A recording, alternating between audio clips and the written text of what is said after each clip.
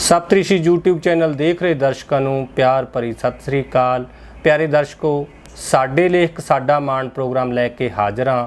ਇਸ ਪ੍ਰੋਗਰਾਮ ਵਿੱਚ ਅੱਜ ਸਾਡੇ ਨਾਲ ਜੁੜੇ ਨੇ ਬਹੁਤ ਹੀ ਮਾਣਮੱਤੀ ਸ਼ਖਸੀਅਤ ਮੋਹਨ ਸਿੰਘ ਪ੍ਰੀਤ, ਜੋ ਨਾਮਵਰ ਸ਼ਖਸੀਅਤ ਨੇ, ਵੱਡੇ ਸਾਹਿਤਕਾਰ ਨੇ। ਇਹਨਾਂ ਦੇ ਲਗਾਤਾਰ ਲੇਖ ਅਖਬਾਰਾਂ, ਰਸਾਲਿਆਂ, ਕਿਤਾਬਾਂ 'ਚ ਛਪਦੇ ਰਹਿੰਦੇ ਨੇ।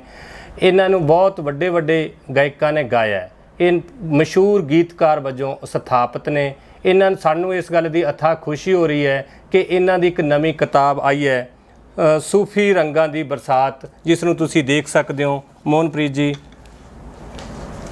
ਦੋਸਤੋ, ਇਸ ਕਿਤਾਬ ਦੇ ਵਿੱਚ ਬਹੁਤ ਸੋਹਣੇ ਸੂਫੀਇਜ਼ਮ ਨਾਲ ਰਿਲੇਟਡ, ਸੂਫੀਇਜ਼ਮ ਤੋਂ ਪ੍ਰਭਾਵਿਤ ਗੀਤਕਾਰੀ ਕੀਤੀ ਗਈ ਹੈ, ਜੋ ਪੰਜਾਬੀ ਪਾਠਕਾਂ ਦੇ, ਦਰਸ਼ਕਾਂ ਦੇ ਅਸੀਂ ਸਨਮੁਖ ਕੀਤੀ ਹੈ। ਉਹ ਇਸ ਦਾ ਆਨੰਦ ਮਾਣਨਗੇ। ਮੈਂ ਤੁਹਾਨੂੰ ਇਸ ਮਾਣਮੱਤੀ ਸ਼ਖਸੀਅਤ ਨਾਲ ਜਾਣ ਪਹਿਚਾਣ ਕਰਾਉਣਾ। ਮੋਹਨਪ੍ਰੀਤ ਜੀ, ਤੁਹਾਡਾ ਬਹੁਤ ਬਹੁਤ ਸ਼ੁਕਰੀਆ, ਤੁਸੀਂ ਸਾਡੇ ਦਰਸ਼ਕਾਂ ਦੇ ਸਨਮੁਖ ਆਏ ਹੋ। ਤੁਹਾਡੀ ਅਸੀਂ ਗਾਇਕੀ ਬਾਰੇ, ਗਾਇਕੀ ਦੇ ਫੀਲਡ ਤੁਹਾਨੂੰ ਵੱਡੇ ਵੱਡੇ ਗਾਇਕਾਂ ਨੇ ਗਾਇਆ, ਗੀਤਕਾਰੀ ਬਾਰੇ, ਤੁਹਾਡੇ ਜੀਵਨ ਸਫ਼ਰ ਬਾਰੇ ਆਪਾਂ ਵਿਚਾਰ ਜਾਣਦੇ ਹਾਂ। ਪਹਿਲਾ ਮੇਰਾ ਤੁਹਾਨੂੰ ਸਵਾਲ ਹੈ ਕਿ ਤੁਸੀਂ ਇਸ ਵਿਧਾ ਵੱਲ ਕਦੋਂ ਤੇ ਕਿਵੇਂ ਆਏ? ਇਸ ਵਿਧਾ ਵੱਲ ਜੀ, ਮੈਂ ਪਹਿਲਾਂ ਸੀਗਾ ਕਹਾਣੀਕਾਰ ਜੀ। ਕਹਾਣੀਆਂ ਲਿਖੀਆਂ, ਬਹੁਤ ਮੈਗਜ਼ੀਨਾਂ 'ਚ ਛਪਦੀਆਂ ਰਹੀਆਂ, ਕੰਪੀਟੀਸ਼ਨ ਵੀ ਜਿੱਤੇ ਕਹਾਣੀਆਂ 'ਚ। ਪਰ ਫਿਰ ਮੈਨੂੰ ਕਹਾਣੀ ਪੜ੍ਹ ਕੇ ਜਦੋਂ ਅਸੀਂ ਵਾਪਸ ਆ ਜਾਂਦੇ ਹਾਂ, ਕੋਈ ਗੱਲਬਾਤ ਬਣਦੀ ਨਹੀਂ ਸੀਗੀ। ਫਿਰ ਇਹਨਾਂ ਵੱਲ ਮੈਂ ਗੀਤਾਂ ਵੱਲ ਮੁੜਿਆ ਔਰ ਫਿਰ ਗੀਤ ਲਿਖਣੇ ਮੈਂ ਸ਼ੁਰੂ ਕੀਤੇ ਜੀ। ਹਾਂ, ਤੇ ਗੀਤ ਲਿਖਦੇ ਲਿਖਦੇ ਮੈਂ ਇੱਕ ਕਿਤਾਬ ਵੀ ਰੂਪ 'ਚ ਵੀ ਮੇਰੇ ਗੀਤ ਨੇ। ਬਾਕੀ 150-200 ਗੀਤ ਮੇਰਾ ਰਿਕਾਰਡ ਹੋ ਚੁੱਕਿਆ ਔਰ ਜੋ ਬੜੇ ਬੜੇ ਸਿੰਗਰਾਂ ਨੇ ਗਾਇਆ। ਕਿਹਨਾਂ ਨੇ ਤੁਹਾਨੂੰ ਰਿਕਾਰਡ ਕੀਤਾ? ਕਿਹੋ ਜਿਹਾ ਮਾਣ ਸਨਮਾਨ ਤੁਹਾਨੂੰ ਮਿਲਦਾ ਹੈ ਰਿਹਾ ਇਹਨਾਂ ਗੀਤਾਂ? ਮੇਰੇ ਗੀਤ ਬੰਬੇ ਤੋਂ ਗਾਏ ਨੇ ਸਵਰਗੀय ਕਹਾਂਗਾ ਅੱਜ ਕੱਲ੍ਹ ਮਹਿੰਦਰ ਕਪੂਰ ਜੀ, ਨਰਿੰਦਰ ਕਪੂਰ ਜੀ, ਸੁਰੇਸ਼ ਵਾਡੇਕਰ ਜੀ, ਜਸਪਿੰਦਰ ਨਰੂਲਾ ਜੀ, ਦਿਲਰਾਜ ਕੌਰ ਜੀ, ਹਰਸ਼ਦੀਪ ਜੀ, ਪੰਜਾਬੀ ਫਿਲਮਾਂ ਦੇ ਪਲੇਬੈਕ ਸਿੰਗਰ ਮੰਗਲ ਸਿੰਘ ਜੀ। ਇਹਨਾਂ ਸਭ ਨੇ ਗਾਏ ਔਰ ਉਹ ਕੈਸਟ का नाम है महल सिखी दा। जी। ਇਹ ਬਾਈ ਬਹੁਤ ਲਾਰਜ ਸਕੇਲ ਤੇ ਵਿਕੀ। ਔਰ ਮਹਿੰਦਰ ਕਪੂਰ ਜੀ ਨੇ ਜਦੋਂ ਮੇਰਾ ਗੀਤ ਗਾਇਆ ਸਾਹਿਬ ਸ਼੍ਰੀ ਗੁਰੂ ਗੋਬਿੰਦ ਸਿੰਘ ਜੀ ਮਹਾਰਾਜ ਬਾਰੇ, ਉਸਨੇ ਜਿਸ ਤੇ ਪੇਪਰ ਤੇ ਲਿਖਿਆ ਹੋਇਆ ਸੀ, ਮੱਥੇ ਨੂੰ ਲਾ ਕੇ ਨਮਸਕਾਰ ਕਰੀ ਜੀ। ਕਹਿੰਦਾ ਅੱਜ ਤੱਕ ਮੈਂ ਫਿਲਮੀ ਗੀਤ ਹੀ ਗਾਉਂਦਾ ਰਿਹਾ, ਅੱਜ ਮੈਨੂੰ ਕੋਈ ਧਾਰਮਿਕ ਗੀਤ ਗਾਉਣ ਦਾ ਮੌਕਾ ਮਿਲਿਆ, ਮੈਂ ਨਮਸਕਾਰ ਕਰਦਾ ਹਾਂ ਬਾਜਾਂ ਵਾਲੇ ਨੂੰ। ਇਹ ਗੀਤਕਾਰੀ ਕਰਕੇ ਤੁਹਾਨੂੰ ਸਮਾਜ 'ਚ ਕਿਹੋ ਜਿਹਾ ਮਾਣ ਸਨਮਾਨ ਪ੍ਰਾਪਤ ਹੋਇਆ? ਬਹੁਤ ਮਾਣ ਸਨਮਾਨ ਹੋਇਆ। ਵੱਡੀਆਂ ਵੱਡੀਆਂ ਸਟੇਜਾਂ 'ਤੇ ਮੈਂ ਗਾਇਆ, ਬਲਕਿ ਸਭ ਤੋਂ ਪਹਿਲਾਂ ਮੈਨੂੰ ਤੇ ਪੇਸ਼ ਕਰਦੇ ਸੀ, ਕਹਿੰਦਾ ਯਾਰ ਪ੍ਰੀਤ ਨੂੰ ਲਿਆਓ ਬੁਲਾ ਕੇ, ਉਹ ਸ਼ੁਰੂ ਕਰੇਗਾ ਗਾਇਕੀ 'ਚ, ਕਿਉਂਕਿ ਮੈਂ ਇਹਨੂੰ ਗਾਇਕੀ 'ਚ ਹੀ ਪੇਸ਼ ਕਰਦਾ ਸੀ।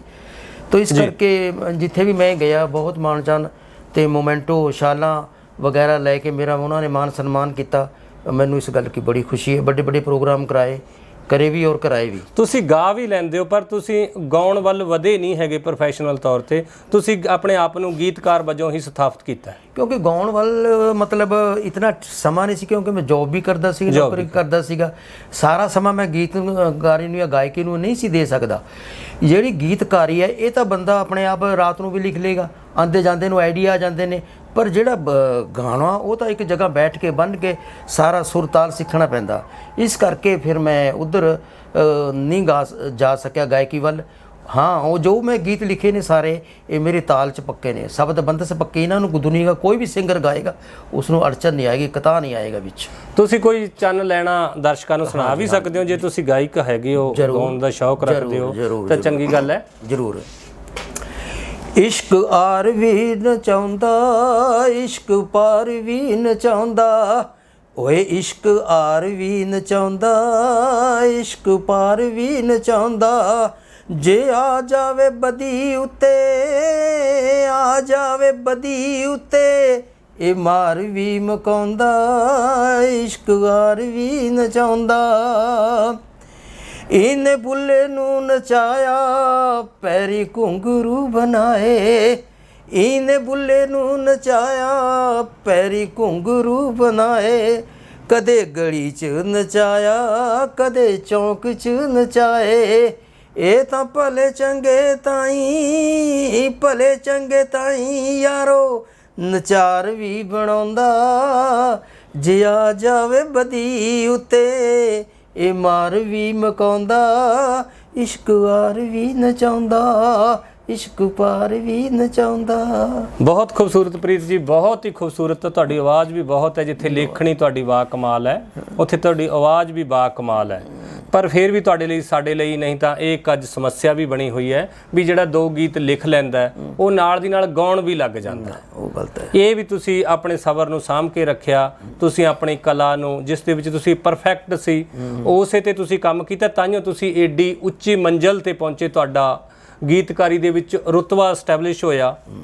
ਤੇ ਇਹ ਇੱਕ ਜਿਹੜਾ ਅਗਲਾ ਸਵਾਲ ਹੈ ਮੇਰਾ ਉਹ ਇਹ ਹੈ ਕਿ ਤੁਹਾਡੇ ਨਾਲ ਪ੍ਰੀਤ ਸ਼ਬਦ ਕਦੋਂ ਜੁੜ ਗਿਆ, ਇਹਦਾ ਕੀ ਸੰਬੰਧ ਹੈ? ਤੁਹਾਡਾ ਨਾਮ ਮੋਹਨ ਸਿੰਘ ਹੈ ਤੇ ਮੋਹਨ ਸਿੰਘ ਤੋਂ ਬਾਅਦ ਤਖੱਲਸ ਪ੍ਰੀਤ ਜੁੜ ਗਿਆ, ਕੀ ਕੋਈ ਇਸ਼ਕ ਮੁਸ਼ਕ ਸੀ ਜਾਂ ਕੋਈ ਹੋਰ ਕਹਾਣੀ ਹੈ ਇਹਦੇ ਪਿੱਛੇ? ਇਹ ਕਹਾਣੀ ਲੰਬੀ ਹੈ ਕਿ ਮੈਨੂੰ ਇਸ ਗੱਲ ਦਾ ਵੀ ਪੂਰਾ ਮਾਣ ਹੈ ਮੈਂ ਕਿ ਪ੍ਰੀਤ ਜੋ ਸ਼ਬਦ ਹੈ ਮੇਰਾ, ਮੇਰੇ ਨਾਂ ਕੇ ਪਿੱਛੇ ਸ਼ਾयद ਮੇਰੇ ਨਾਂ ਤੋਂ ਪਹਿਲਾਂ ਕਿਸੇ ਨੇ ਰੱਖਿਆ ਹੋਵੇ।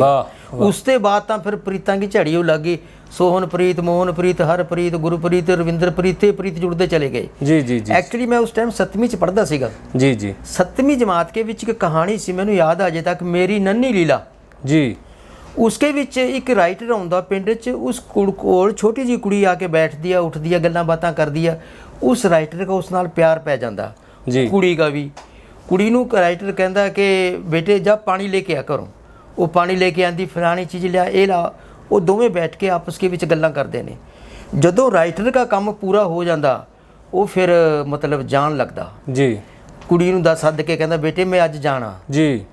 ਕੁੜੀ ਨੂੰ ਜਦੋਂ ਇਸ ਗੱਲ ਦਾ ਪਤਾ ਲੱਗਦਾ ਕਿ ਮੈਨੂੰ ਛੱਡ ਕੇ ਜਾ ਰਿਹਾ, ਫਿਰ ਉਹ ਰੋਣ ਲੱਗਦੀ, ਜੱਫੀ ਪਾ ਕੇ ਲੱਤਾਂ ਨੂੰ ਚਿੰਬੜ ਜਾਂਦੀ। ਅੱਛਾ। ਫਿਰ ਉਸ ਵਕਤ ਜਿਹੜਾ ਰਾਈਟਰ ਸੀ ਉਸका ਦਿਲ ਪਸੀਜ ਜਾਂਦਾ।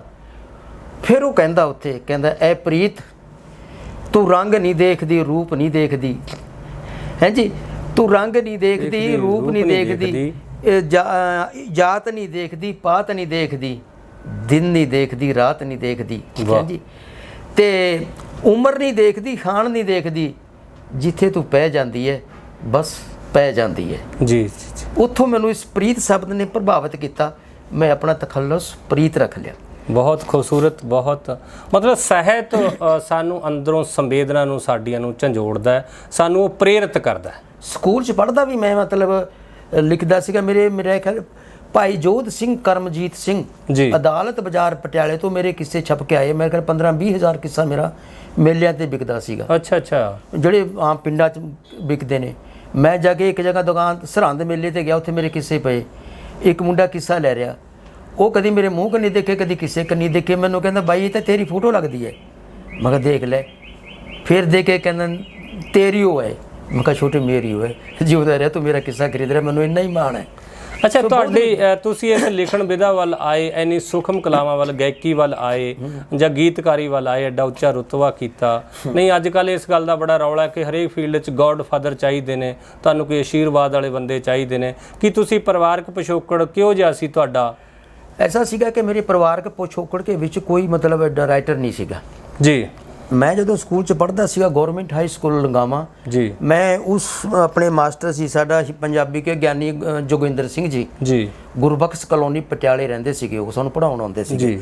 ਮੈਂ ਉਹਨਾਂ ਦਾ ਅੱਜ ਵੀ ਧੰਨਵਾਦੀ ਹਾਂ। ਉਹ ਮੈਨੂੰ ਨਹੀਂ ਪਤਾ ਇਸ ਦੁਨੀਆ 'ਚ ਹੈ ਜਾਂ ਨਹੀਂ ਹੈ ਜੀ। ਤੋ ਉਹ ਮੇਰੇ ਕਿਸੇ ਗੀਤ ਲਿਖੇ ਹੋਏ ਨਾ ਮਤਲਬ ਕਾਪੀ 'ਚ ਲਿਖ ਕੇ ਲੈ ਕੇ ਭਾਈ ਜੋਧ ਸਿੰਘ, ਕਰਮਜੀਤ ਸਿੰਘ ਅਦਾਲਤ ਬਾਜ਼ਾਰ ਪਟਿਆਲੇ ਵਾਲਿਆਂ ਨੂੰ ਦੇ ਦਿੰਦਾ ਸੀਗਾ ਜੀ। ਮੇਰੀ ਫੋਟੋ ਛਪਦੀ ਸੀ ਉੱਪਰ। ਉਹ ਕਿੱਸੇ ਸਾਰੇ ਫਿਰ ਮੇਲਿਆਂ 'ਚ ਜਿੱਥੇ ਜਿੱਥੇ ਵੀ ਪੰਜਾਬ 'ਚ ਮੇਲੇ ਲੱਗਦੇ ਸੀ ਉੱਥੇ ਜਾਂਦੇ ਸੀ, ਵਿਕਦੇ ਸੀਗੇ। ਪਰ ਮੇਰੇ ਕੋਲ ਅਫਸੋਸ ਕਿ ਮੈਂ ਉਹ ਕਿਸੇ ਸਾਂਭ ਨਹੀਂ ਸਕਿਆ, ਕੋਈ ਮੇਰਾ ਬਚਪਨਾ ਸੀ ਉਸ ਟਾਈਮ। ਜੀ ਜੀ। ਤਾਂ ਉਹ ਬਹੁਤ ਮੇਰੇ ਕਿੱਸੇ ਬਹੁਤ ਵਿਕੇ। ਕਿੰਨੀ ਕੁ ਉਮਰ ਤੁਸੀਂ ਇਹ ਕਿੱਸੇ ਲਿਖਣ ਲੱਗ ਗਏ ਸੀ? ਮੇਰੀ ਉਮਰ ਹੋਵੇਗੀ ਉਸ ਟਾਈਮ ਕੋਈ ਮਤਲਬ 14 ਕੁ ਸਾਲ ਕੀ ਹੋਵੇਗੀ। 14 ਸਾਲ ਦੀ ਉਮਰ ਵਿੱਚ। ਔਰ ਸਕੂਲ 'ਚ ਵੀ ਮੈਂ ਗੀਤ ਗਾਉਂਦਾ ਸੀਗਾ। ਮਾਸਟਰ ਜੀ ਮੈਨੂੰ ਪ੍ਰਾਈਜ਼ ਮੈਨ ਦਿੰਦੇ ਸੀ, ਕਹਿੰਦਾ ਯਾਰ ਇਸ ਆਪਣੇ ਗੀਤ ਲਿਖੇ ਉਹਨੇ ਆਪੇ ਗਾਉਂਦਾ ਹੈ। ਪ੍ਰੀਤ ਸਾਹਿਬ, ਆਪਾਂ ਗੱਲ ਸ਼ੁਰੂ ਕਰਦੇ ਹਾਂ। ਕਵਿਤਾ ਤੁਹਾਨੂੰ ਕਿਹੋ ਜਿਹੀ ਲੱਗਦੀ ਹੈ? ਕਵਿਤਾ ਲਿਖੀ ਕਿਵੇਂ ਜਾਂਦੀ ਹੈ? ਕਿ ਤੁਸੀਂ ਕੋਈ ਵਿਧਾ ਥਰੂ ਲਿਖਦੇ ਹੋ ਜਾਂ ਇਹ ਕਵਿਤਾ ਕੋਈ ਆਵੇਸ਼ ਹੈ ਜਿਹੜੀ ਉੱਤੋਂ ਉਤਰਦੀ ਹੈ ਵੀ ਤੁਸੀਂ ਉਸ ਨੂੰ ਪਕੜ ਲੈਂਦੇ ਹੋ, ਉਹਨੂੰ ਕਾਗਜ਼ ਤੇ ਉਤਾਰ ਦਿੰਦੇ ਹੋ, ਜਾਂ ਕੋਸ਼ਿਸ਼ ਕਰਕੇ ਲਿਖਦੇ ਹੋ ਤੁਸੀਂ ਮੈਂ ਹੁਣ ਭਾਈ ਗੀਤ ਲਿਖਣਾ ਹੈ, ਮੈਨੂੰ ਕਿਸੇ ਗਾਇਕ ਨੇ ਕਿਹਾ ਹੈ, ਜਾਂ ਤੁਸੀਂ ਬੰਦਾ ਜਿਵੇਂ ਸੋਚਦਾ ਮੈਂ ਹੁਣ ਕਵਿਤਾ ਲਿਖ ਕੇ ਮੈਂ ਕਵਿਤਾ ਲਿਖ ਕੇ ਹਟਣੀ ਆ? ਇਹਦੇ ਬਾਰੇ ਤੁਹਾਡਾ ਕਿਹੋ ਜਿਹਾ ਰੁਝਾਨ ਹੈ?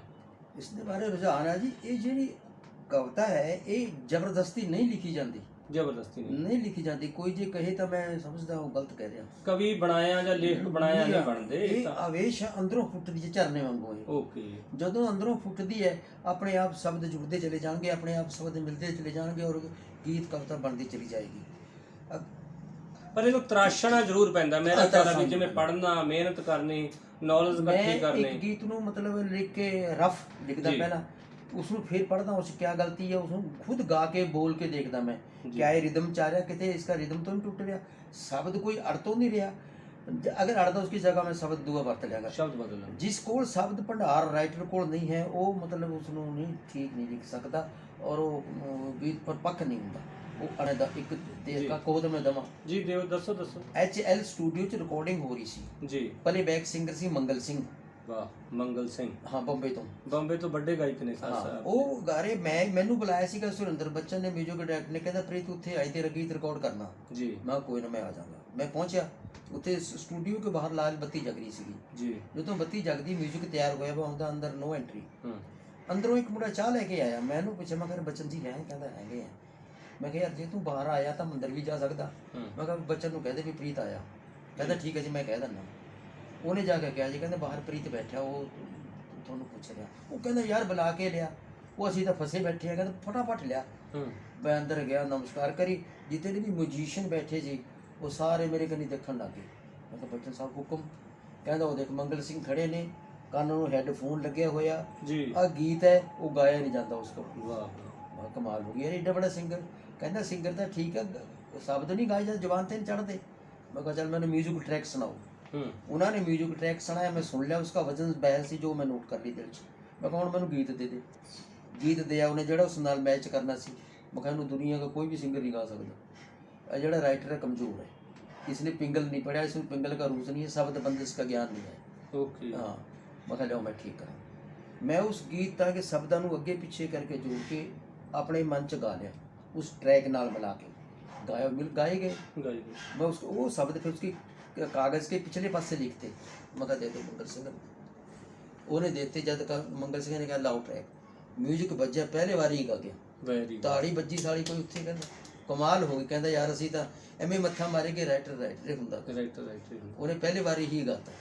सो कहने का मतलब जिस राइटर नूं, गीतकार नूं उस शब्द की बंदिश का ज्ञान नहीं कि उन्हें किहड़ा शब्द आ सकदा, किहड़ा फिट आ सकदा, ਤਾਂ ਉਹ ਕੱਚਾ ਗੀਤਕਾਰ। ਇਹਦਾ ਮਤਲਬ ਇਹ ਸਿੱਖਣਾ, ਇਹ ਤਰਾਸ਼ਣਾ ਤਾਂ ਪੈਂਦਾ ਹੈ, ਮਿਹਨਤ ਤਾਂ ਕਰਨੀ ਪੈਂਦੀ ਹੈ ਆਪਣੇ ਆਪ ਨੂੰ ਪ੍ਰੂਵ ਕਰਨ ਲਈ। ਬਿਲਕੁਲ ਰਫ ਲਿਖਿਆ ਹੋਇਆ ਮੇਰਾ ਗੀਤ ਕਈ ਮਹੀਨੇ ਕਈ ਸਾਲ ਵੀ ਪਏ ਰਹਿੰਦੇ ਨੇ।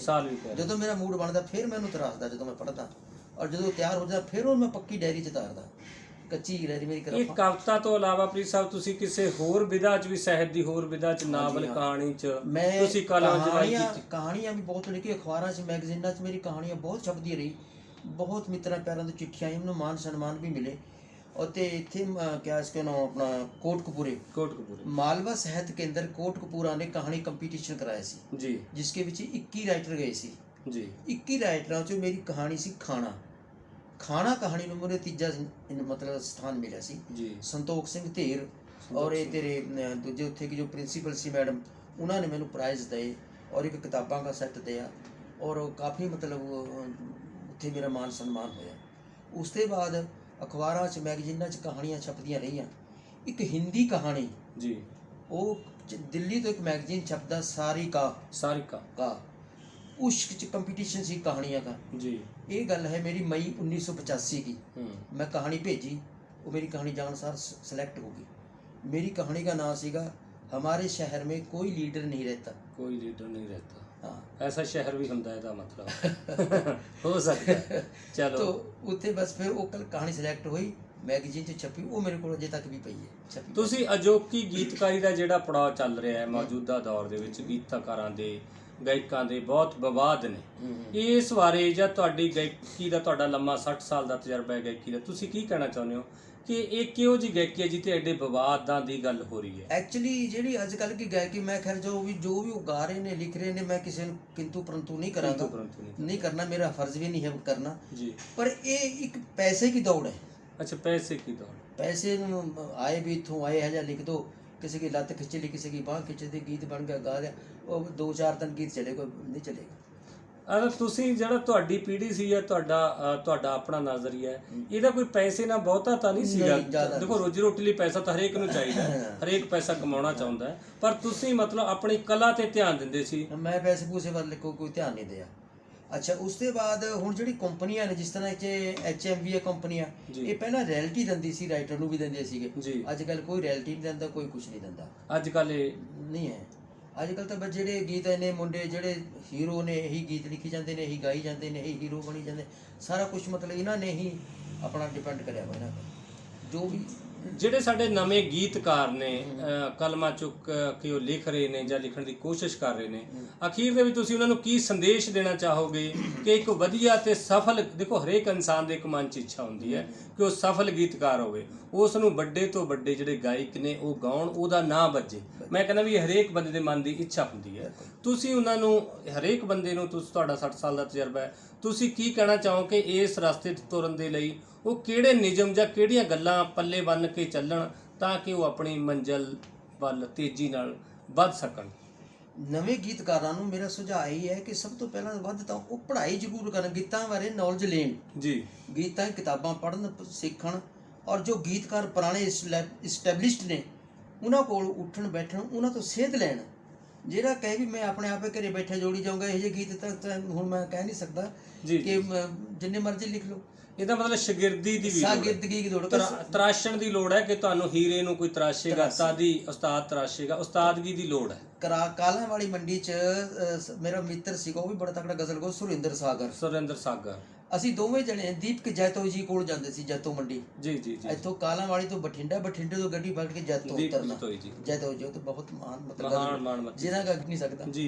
तो उन्होंने सानू एक लाइन लिख देनी गजल की, कहता एक मिसरा लिख देना, कहता जाओ अगले एतवार ना हो पूरी करके ले आओ। वो मिसरा मैनू अजे भी याद है कि उन्होंने दे देना कि ना वो आया ना उसका जवाब आया, जाओ। अच्छा, ਤੁਸੀਂ ਸੌਂਦੇ ਨਹੀਂ ਸੀ, ਇਹਦਾ ਮਤਲਬ ਘਰੇ ਜਾ ਕੇ ਵੀ ਗਜ਼ਲ ਲਈ ਤੇ ਤੁਸੀਂ ਸੌਂਗੇ, ਇਹਦਾ ਮਤਲਬ ਉਸ ਤੇ ਤੁਸੀਂ ਪੂਰਾ ਹਫਤਾ ਮਿਹਨਤ ਕਰਦੇ। ਉਹਨੇ ਇੱਕ ਲਾਈਨ ਦੇ ਦੇਣੀ जी, जाओ, कहता इनू मिसरा कहते निकला, इनू मिसरा कहता जाओ ले जाओ, ना वो आया ना उसका जवाब आया। फिर लिखना, फिर मैं अगे लाइन लिखनी, बंद लिफाफे च कोरा गुलाब आया, अर्थी चुक ली जदों मेरे गहरा ने, उस दिन वो जनाब आया। हाँ जी। तो इस तरह करके गज़लां भी बहुत लिखियां। हाँ, एक गज़ल सी मेरी अज के माहौल ते ढुकदी है जी, किदां दे दिन आए यार, किदां दे दिन आए यार, अपने होए पराए यार, एक दूजे दे जानी दुश्मन, एक दूजे दे जानी दुश्मन, इक्को मां दे जाए यार, किदां दे दिन आए यार, क्या बात, अपने होए पराए, क्या बात है, रूह नूं सुकून दिंदी है। मैं जितना भी लिखा, मैं अपने मुंह तो कहंदा अच्छा नहीं लगदा, पायदार लिखा, पायदार। ਇਸੇ ਕਰਕੇ ਤੁਹਾਡਾ ਸਮਾਜ ਸੁਸਾਇਟੀ 'ਚ ਮਾਣ ਸਨਮਾਨ ਹੈ, ਨਾਂ ਹੈ ਜੀ, ਤੁਹਾਨੂੰ ਵੱਡੇ ਗਾਇਕਾਂ ਨੇ ਗਾਇਆ ਹੈ। ਉਹ ਕਈ ਵਿਚਾਰੇ ਗਰੀਬ ਸੀ, ਕਾਲਕਾਂ ਤੋਂ ਸਿੰਗਰ ਆਇਆ, ਉਹਨੇ ਕਮਰ ਇਕਬਾਲ ਜੀ ਨੇ ਭੇਜਤਾ, ਕਹਿੰਦਾ ਕਮਰ ਜੀ ਨੇ ਭੇਜ ਜਾ, ਉੱਥੋਂ ਲਿਆ ਗੀਤ। ਉਹ ਕਹਿੰਦਾ ਜੀ ਮੇਰੇ ਕੋਲ ਗੀਤ ਨਹੀਂ ਹੈ, ਮੈਂ ਰਿਕਾਰਡ ਕਰਾਣੇ, ਕਹਿੰਦਾ ਕਰ ਲੈ। ਮੇਰੇ ਕੋਲ ਆ ਕੇ, ਮੈਂ ਡਿਊਟੀ ਤੇ ਸੀਗੀ ਜੀ, ਟੈਲੀਫੋਨ ਐਕਸਚੇਂਜ ਸੈਕਟਰ 17 'ਚ, ਤੇ ਉਹ ਕਹਿੰਦਾ ਗੀਤ। ਮੈਂ ਕਿਹਾ ਕੋਈ ਨਾ ਬੇਟੇ, ਤੈਨੂੰ ਦੇ ਦਿੰਦੇ। ਛੋਟਾ ਜਿਹਾ ਮੁੰਡਾ ਸੀ, ਕੋਈ ਹੋਏਗਾ 20 ਕੇ ਨੇੜੇ ਤੇੜੇ ਸੀ।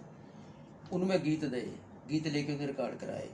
वो फिर मैंने पैसे देन आया जी, उसकी हालत देखा, मैं पुत्र जी मैं पैसे नहीं लेने। अच्छा, मैं पैसे नहीं, तेथों नहीं मैं लेने। कहना नहीं जी तुसी ले लो। मैं कहा नहीं, मैं लेने नहीं, मैं पैसा तो लेने नहीं। हाँ, तो एक मैं दर्शकों को एक संदेशा जरूर दूँगा, एक किताब जरूर खरीदो, पढ़ो। इसके विच सारे सूफी रंग ने। ये मैनू घाट महसूस हुई सी, ਜਿਹੜੇ सूफी गीत गाउंदे ने लड़के ਜਾਂ लड़कियां, गायक ਜਾਂ गायिकावां, ਉਹ सिर्फ साईं बुल्ले शाह ਜਾਂ ਹਜ਼ਰਤ ਸੁਲਤਾਨ ਬਾਹੂ, ਇੱਕ ਦੋ ਹੋਰ ਸੂਫੀਜ਼ਮ ਨੂੰ ਗਾਉਂਦੇ ਨੇ, ਉਹਨਾਂ ਕੋਲ ਗੀਤਾਂ ਦੀ ਘਾਟ ਸੀ। ਇਸ ਘਾਟ ਨੂੰ ਮੁੱਖ ਰੱਖਦਿਆਂ ਹੋਇਆਂ ਮੈਂ ਫਿਰ ਸੂਫੀ ਗੀਤ ਲਿਖਣੇ ਸ਼ੁਰੂ ਕੀਤੇ। ਇਸ ਕਿਤਾਬ ਦੇ ਵਿੱਚ ਪੂਰਾ ਸੂਫੀ ਗੀਤ ਹੈ, ਤੁਸੀਂ ਖਰੀਦੋ, ਪੜ੍ਹੋ। ਮੈਂ ਸਪਤ ਰਿਸ਼ੀ ਪਬਲੀਕੇਸ਼ਨ ਵਾਲਿਆਂ ਦਾ ਵੀ ਬਹੁਤ ਬਹੁਤ ਧੰਨਵਾਦੀ ਹਾਂ, ਜਿਨ੍ਹਾਂ ਨੇ ਕਿ ਮੇਰੀ ਪਹਿਲੀ ਕਿਤਾਬ ਛਾਪੀ, ਮੈਨੂੰ ਮਾਣ ਬਖਸ਼ਿਆ, ਔਰ ਇਹ ਕਿਤਾਬ ਤੁਹਾਡੇ ਹੱਥਾਂ ਤੱਕ ਪਹੁੰਚਾਉਣ ਕੇ ਇਹਨਾਂ ਨੇ ਉਪਰਾਲਾ ਕੀਤਾ। ਤੁਹਾਡਾ ਬਹੁਤ ਸ਼ੁਕਰ ਹੈ, ਧੰਨਵਾਦ। ਤੇ ਇਹ ਸਾਡੇ ਨਾਲ ਮੋਹਨਪ੍ਰੀਤ ਸਿੰਘ ਜੀ ਜੁੜੇ ਹੋਏ ਸੀ। ਮੋਹਨ ਜੀ, ਤੁਹਾਡਾ ਬਹੁਤ ਬਹੁਤ ਧੰਨਵਾਦ। ਤੁਸੀਂ ਸਾਡੇ ਪਾਠਕਾਂ ਨੂੰ, ਦਰਸ਼ਕਾਂ ਨੂੰ ਆਪਣੇ ਐਡੇ ਵੱਡੇ ਤਜਰਬੇ ਨਾਲ ਨਵਾਜਿਆ ਕਿ ਤਾਂ ਕਿ ਉਹ ਸੇਧ ਲੈ ਸਕਣਗੇ ਗਾਇਕੀ ਤੋਂ, ਗੀਤਕਾਰੀ ਤੋਂ, ਤਾਂ ਕਿ ਉਹ ਹੋਰ ਸਮਾਜ ਲਈ ਚੰਗੀ ਸਿਰਜਣਾ ਕਰ ਸਕਣ। ਤੁਹਾਡਾ ਬਹੁਤ ਬਹੁਤ ਧੰਨਵਾਦ। ਖਤਮ।